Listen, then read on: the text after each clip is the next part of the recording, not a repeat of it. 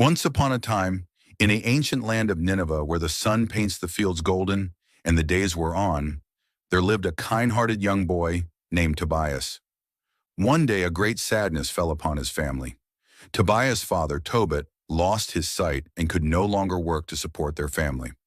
In their humble home, Tobias's mother, Anna, shows great resilience by taking upon herself the responsibility of providing for them. Each morning before the village stirs awake, Anna sits at her loom, skillfully weaving intricate patterns into fabrics. From time to time, someone will come to buy her work, bringing a modest income that helps to sustain their household. Despite the weariness that often settles upon her shoulders, Anna continues to weave and care for her family.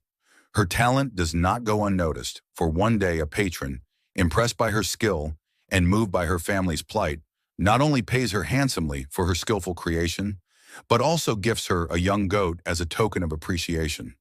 Tobit, burdened by the weight of his blindness and the poverty it brings to him and his family, mistakenly believes his wife has stolen the goat and commands her to return it. Unable to bear his situation any longer, Tobit prays to the Lord to release him from his distress. Convinced his life is coming to an end, Tobit instructs Tobias, his son, about his duties towards the care of his mother and his own proper burial.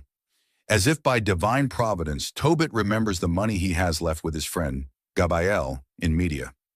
Revived by the memory, Tobit draws close to Tobias. He speaks to him of a sacred task he wishes to entrust to him, the recovery of the talents left long ago. As Tobias prepares to leave, his father blesses him. "My son, be courageous and steadfast.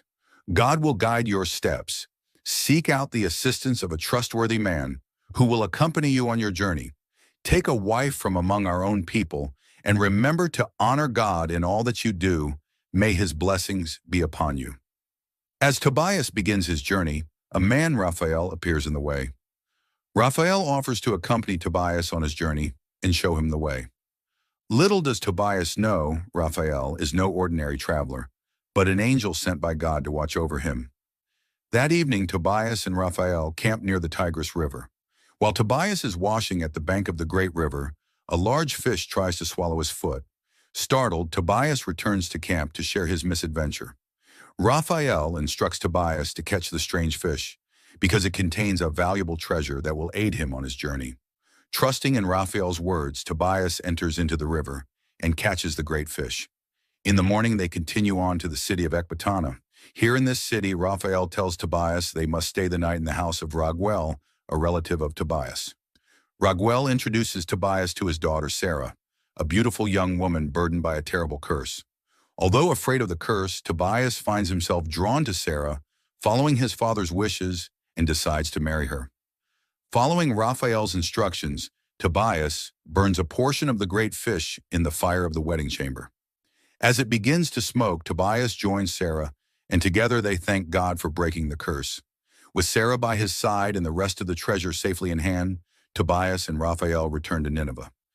Meanwhile, Anna sat looking intently down the road by which her son would come. When she caught sight of him, she called to Tobit, "Your son is coming, and the man who went with him." As Tobias entered and made his way towards his father, Raphael told him to smear the medicine made from the gall of the great fish on the eyes of his father. He did, and the film on Tobit's eyes peeled off, restoring his sight. A radiant light filled the room as Raphael revealed himself. "I am Raphael, one of the 7 angels who bring your prayers before the glory of the Lord. I was sent to test and heal you and Sarah, your daughter-in-law. They were shaken and fell face down, for they were afraid. But he said to them, 'Do not be afraid. Peace be with you. Bless God forevermore.' When they stood up, he was gone. Tobit's heart overflowed with gratitude as he beheld the faces of his beloved son, daughter-in-law, and the villagers gathered around. With tears of joy streaming down his face, Tobit praised God for his mercy and the miraculous healing that had restored not only his sight, but also his faith in the power of God's love. Guided by faith in the angel Raphael, came to a joyful conclusion. Through courage, kindness, and unwavering trust in God's plan, Tobias and his family experienced the power of love and divine providence. Thank you for watching. Thank you for listening. Please remember to subscribe, like, and share. Until we meet again, may the peace of Christ be with you today and always.